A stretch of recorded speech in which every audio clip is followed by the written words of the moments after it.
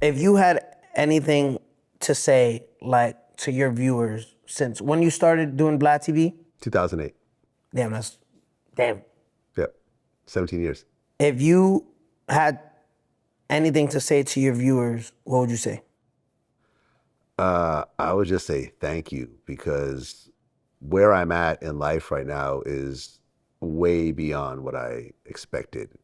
And the fact that 17 years in, at 52 years old, I'm still competing and winning in certain categories is really because of the viewers.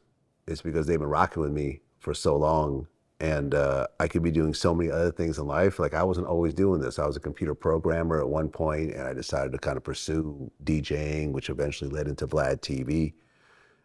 Just the quality of my life, and just, you know what it's like to just be having a fucked up day, and you go outside and go to the grocery store, and someone just walks up to you and tells you how much they love what you do and so forth. Like, that just means a lot. Okay. And that was something you don't experience as a non-public person. And, you know, I remember once I had like one of my worst days in the last year, right? Like one of my worst days. And I'm at this restaurant in Calabasas, and I'm just trying to figure out what my future is going to look like based on what just happened. And a dude just walked up to me and said, "Hey man, when I was in the military, I used to watch your shit all the time. I just want to say how much, you know, it helped me out and everything else like that." And it was like, that just meant everything at that moment, because everything was fucked up in that very moment. And that's the thing, that's all because of the viewers. Because at the end of the day, the guests will come and go, right? I've given so many people their first interviews, like the Migos, or, you know, me and G Herbo were going back and forth recently, where it's like, when he was still coming up, I gave him multiple interviews, and now he don't want to fuck with me anymore. And then he'll turn around and say, "You didn't do shit for me," right? And I'm not mad at that, because that's what it's like with guests a lot of times. They get to a certain point and then like, "Now we don't fuck with this dude anymore, and fuck what happened before." But the viewers are the ones that are always gonna come back. They're the ones that are really important, not the guests. The guests are replaceable to a certain degree, right?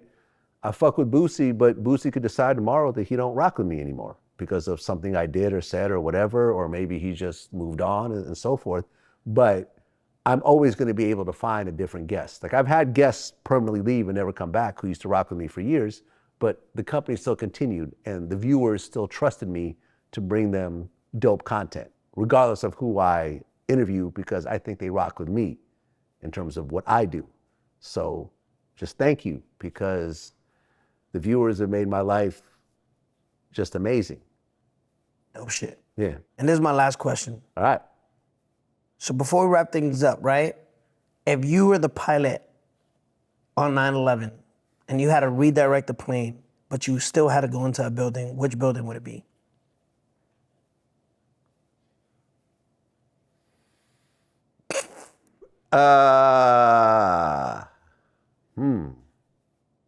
The building had to be full of people. It has to be like, yeah, a heavy populated building.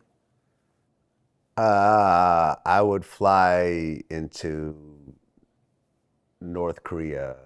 No, it has to be in the States. Oh, in the States? Okay, shit. So I have to, kill another building full of people somewhere? Yeah. Like, you have to.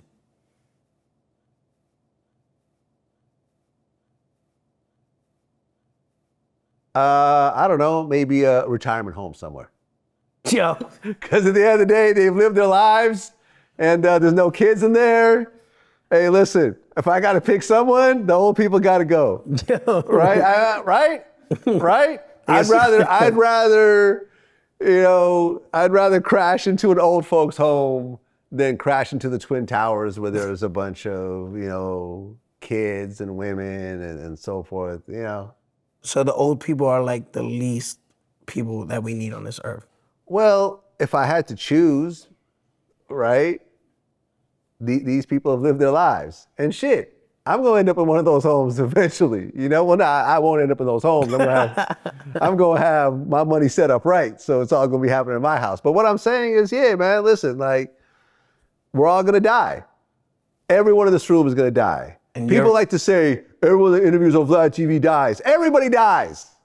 Wait, I never heard that. Oh yeah, I hear that all the time.